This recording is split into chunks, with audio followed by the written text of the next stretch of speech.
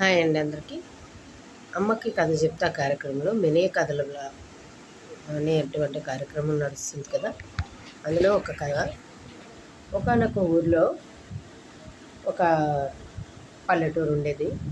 ఆ పల్లెటూరు అంతా వేసవకాలం కావడం చేత వాగులు, వంకలు, నదులు, మడుగులు, చలమలు అన్నీ కూడా ఎండిపోయాయి.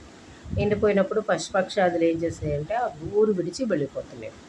ఊరు విడిచి వెళ్ళిపోయేటప్పుడు ఒక మడుగులో చిన్న ఒక కప్ప కూడా ఎటెళ్ళాలో దిక్కుతోచని స్థితిలో బెక్కబెక్కమని అరుస్తూ సహాయం కోసం వెయిట్ చేస్తుంది.